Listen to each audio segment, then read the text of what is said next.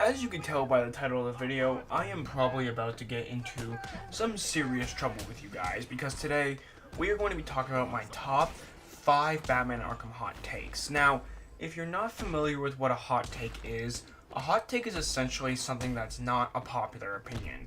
It's meant to be something that's out of the ordinary of general opinions that can be seen as maybe it's extreme or just something sinister or something else, but generally just seen as a not very popular opinion. And the term hot take has kind of become very popular over the last few years. So I want to talk about my Batman Arkham hot takes today, and I do have a list here in front of me.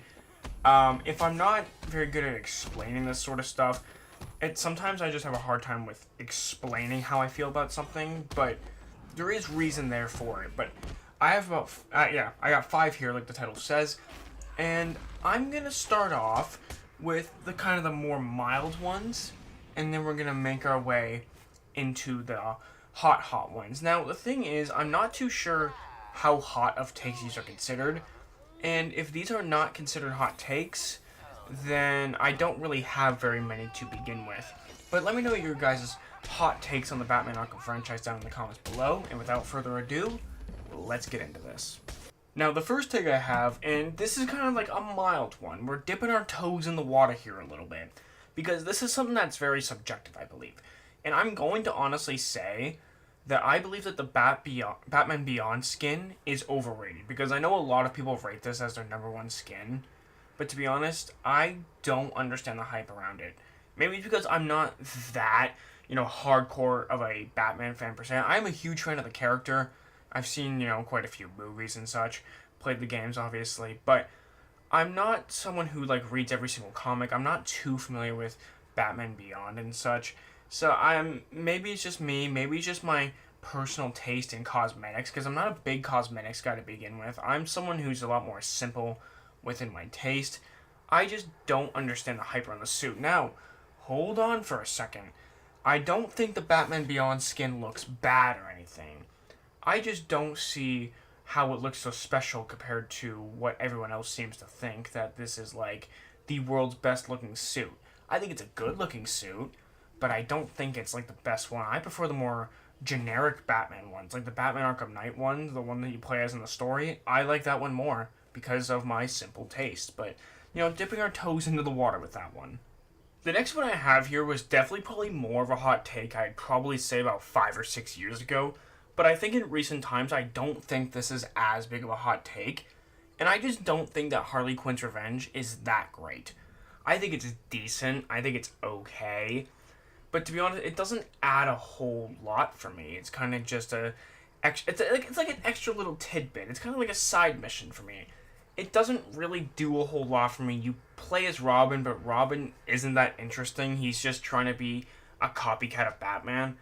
And what I don't understand is, why didn't Robin initially enter the room to go after Harley Quinn when, the DLC first started? I don't know why, he didn't just enter and take out Harley Quinn then. You could argue because he was looking for Batman, but I would think that taking out the head boss would be a good way to go after Batman. I don't know, I just never really... I like Harley Quinn's Revenge. I'd probably give it a 6 out of 10. At the time, it was probably seen as absolutely perfection, but I think when, Cold Heart came out, it kind of set a new standard. Now, that's not to say that Harley Quinn's Revenge isn't a top 5 DLC in the Batman Arkham series, and maybe that's due to the lack of story mode DLCs like that we see within the series. However, I just don't think it's on the level of a Cold Heart. I don't think it's on the level of A Matter of Family, because for me, it just doesn't cut that deep personally. Because obviously the Joker's died, you rescue Batman, which is fine. Then you get Harley Quinn. I don't know. It just never really struck that deep with me in comparison to Cold Heart or A Matter of Family.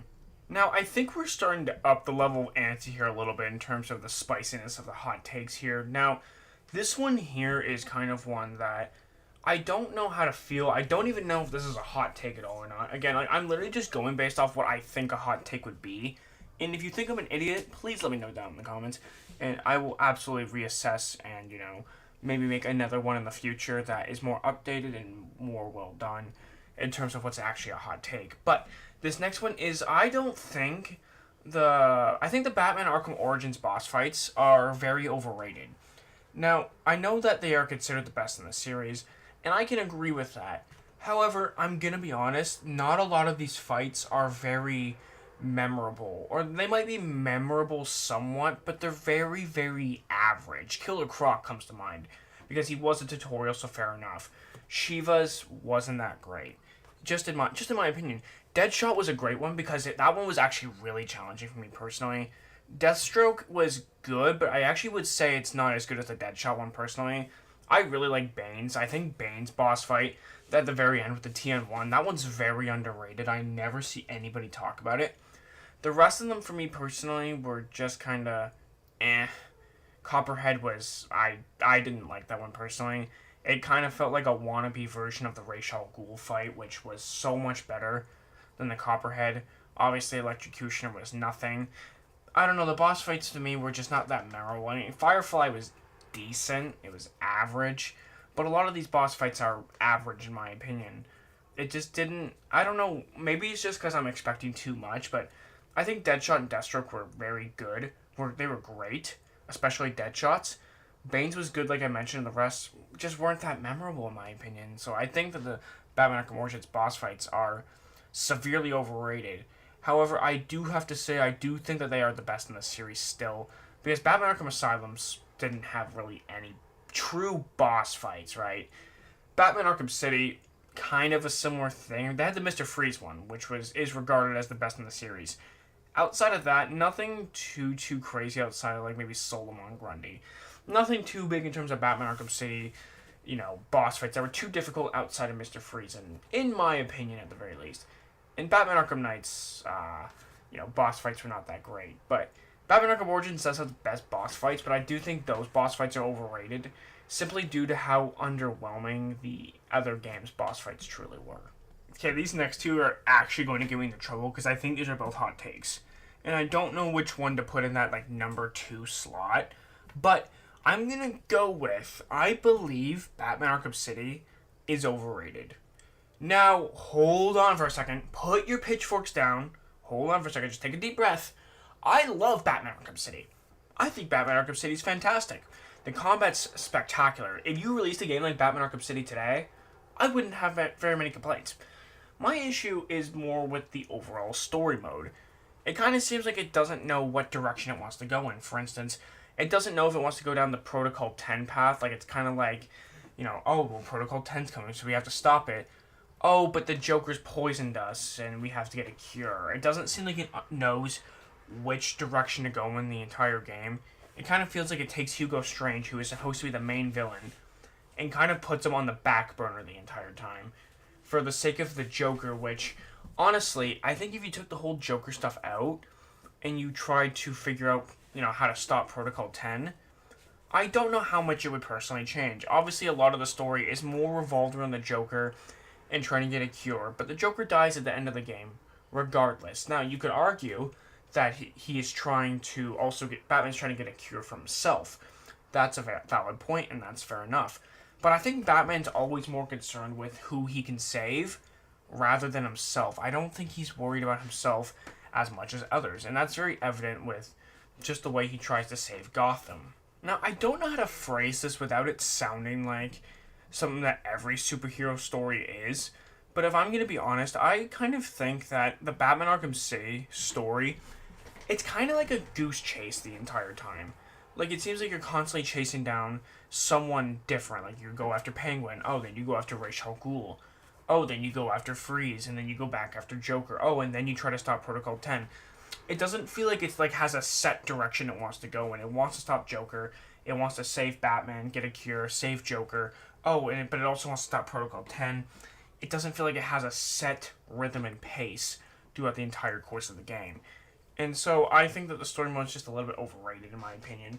I still think it's a good story. It's a decent enough story. It's good enough to where I could play Batman Arkham City and enjoy it. But it's not just the story that I have gripes with overall. Also the side missions. Because it's something I kind of mentioned earlier about the Batman Arkham Origins boss fights. A lot of the Batman Arkham City side missions aren't really that memorable, in my opinion. The Political Prisoners comes to mind. That's not too memorable of a side mission. The Victor Sass one is decent enough, I guess, but I don't like the whole chasing on the phones thing. It's not my thing personally. The Bane side mission is very mid. A lot of the side missions are just forgettable. It sets up the Hush side mission for Batman Arkham Knight, which flopped horrendously. Batman Arkham City, an amazing game. Definitely like an 8 out of 10 kind of game, 9 out of 10 kind of game. I just don't think it's like on the level. Like people say it's the best in the series, and I just don't know if I can agree with that. Now I'm on to the last take of the video, and this one's going to get me into a lot of trouble, but I really want you guys to hear me out on this.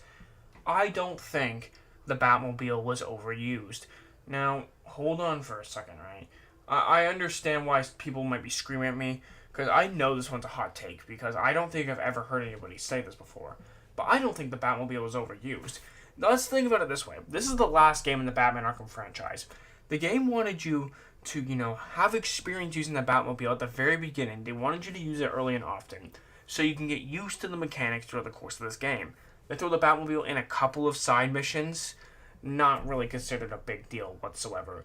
They added racetracks, which I think is just additional fun if you choose to do it. You don't have to do it. The Riddler races I thought were a lot of fun, actually. I don't know why. I've never really been into racing games generally, besides maybe a little bit of GTA racing, but I actually think that the races are a lot of fun. It kind of gives you something challenging and something different outside of the typical Riddler rooms and Riddler trophies. It gives you something different to overall aspire to, and I don't think that it's overused in the game, considering the fact that the amount of tank combat, the car combat in this game, is around the same level as the hand-to-hand combat and the stealth sections. So you can't really say it's overused when they're just trying to find ways to include it into the game, especially when the customer asked for it in the first place. People were asking to use the Batmobile, and then they got it, and then they complained there was too much Batmobile. You can't really have it both ways, because I actually believe if there was less Batmobile in the game, people would probably say, oh, the Batmobile wasn't used enough, I hardly got to use it, blah, blah, blah. I think it's just a case of there's no satisfying the customer at the end of the day. I don't think Rocksteady overused the Batmobile, and that's my opinion, and I'm going to stand on that hill. And these were my top 5 Batman Arkham hot takes. Again, I don't know how hot of takes these were, but honestly, this was something I kind of enjoyed, because this is kind of just something I kind of brainstormed. I wrote down a few notes, and these were the ones I thought of, at least off the top of my head. There might be more in the future. I might do another top 5 Batman Arkham hot takes in the future. Who knows, and we'll see, but let me know your guys' biggest Batman Arkham hot takes in the comments down below. If you guys enjoyed, make sure to subscribe for more content. We are trying to get to 1,000 subs, and if you leave a thumbs up, I'd very much appreciate it. Thank you guys so much for watching, and I'll see you guys in the next one. Have an amazing day. Peace!